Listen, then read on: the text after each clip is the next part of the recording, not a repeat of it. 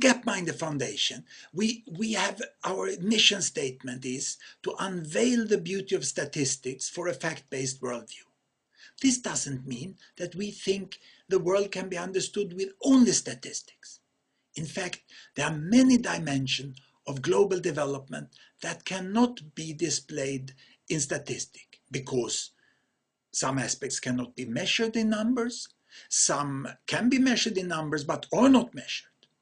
So look what we can present. What we can present, if you click here on Gapminder World, what you will see is this type of graph, where we represent each country here is a bubble. The size of the bubble shows the size of the population. China is big and India is big. Now, the color here is the continent. The yellow ones is the Americas, blue is Africa, green is Arab countries, red is Southeast Asia, East Asia, and the Pacific. Now, on this axis down here in the default graph, we have income per person in GDP per capita. On this axis here, we have life expectancy at birth. This means that bubbles that are high up, they have good health, and which are down here has bad health. If they are to the right, they have high income per person, to the left they have low income per person. And you can see there's a relation between health and wealth in the world. There is relatively good health in a number of emerging economies and middle income countries, but the disparity in the world is very, very wide. Back here we have Congo, Democratic Republic of Congo, and up here we have Japan. Now, how much of this progress in wealth and progress in health was related to improved human rights and to democracy?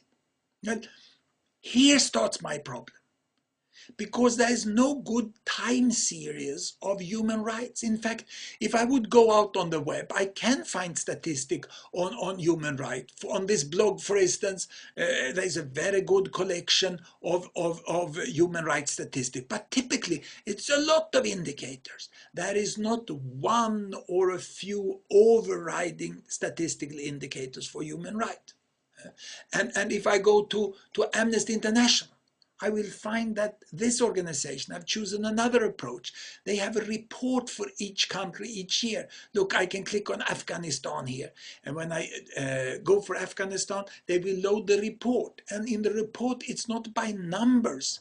It said how human rights is. It's by specific reports on different issues. And I could go back to the country list and look at other countries, and you will find differences. I think this is a very good choice that Amnesty International have done. Instead of focus of numeric measurements, they make report on crucial issues for human rights in different countries. Now, when we come to democracy, there is many projects like this one, Polity 4 project from Colorado State University and University of Maryland. They provide a numerical measurement of sort of democracy, on how the government responds to people's interest. In the concept of these researchers, what is good with this project is that they meticulously document how they have calculated it. And that's what I intended to show you by going back to Gapminder World here. Here in Gapminder World, I can choose to change the color, and instead I go down under advanced users. We have put this democracy indicator because it's not so easy to interpret. Now, what do I show? I show that a country like United States, they score 10 on democracy. That means the highest score you can get, whereas North Korea score -9, almost as low as you can come. So it means that blue and dark blue, that's low degree of democracy, reddish is high, and green and yellow is somewhere in between. Now the first thing you see is that there is no clear relationship between income and color of the bubbles. Neither is there a clear relationship between health and the color of the bubbles. If I go back here, I can come to 1948. And 1948, I see that United States already scored 10. I get surprised immediately, because Slavery was rampant in United States that year, and still they score full on democracy score. Obviously strange.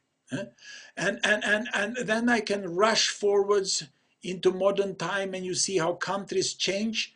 They tend to be a little more red there in the top, but they're also red countries down in the other end.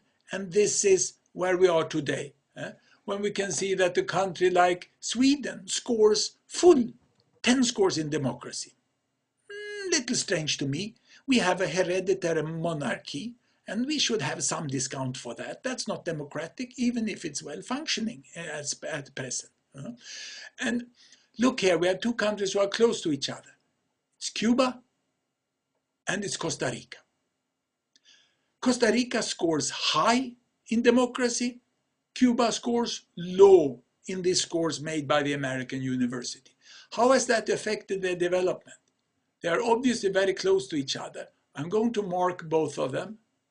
I'm going to take away the rest of the world, and I'm going to take them backwards in history. And I go to that year when the present regime more or less seized power in Cuba. And that is Costa Rica and that is Cuba. And look, these two countries have moved ahead more or less in similar rates. There have been hiccups and there have been change. Now, when it comes to measurement of health, I often hear people say there's something false with the statistics in Cuba. I would not say so. I've had the privilege to work together with professional people in epidemiology and health statistics in Cuba. And as far as I've seen, it's quite good statistics there. I also noted during my stay in Cuba that there was not the freedom of speech. But that doesn't imply that I can't trust the health statistics. Now, when it comes to the statistics for economics in Cuba, that's obviously difficult because it's sort of a planning economy, and to convert that in comparable money, that's difficult. I would put a big uncertainty range on the economic level of Cuba. But health-wise, Costa Rica and Cuba are more or less the same. Whereas when it comes to human rights and democracy, the countries are different. Now, what about the rest of the world? I will change the life expectancy here, and I will put the same indicator here as I used for color to make it even more clear.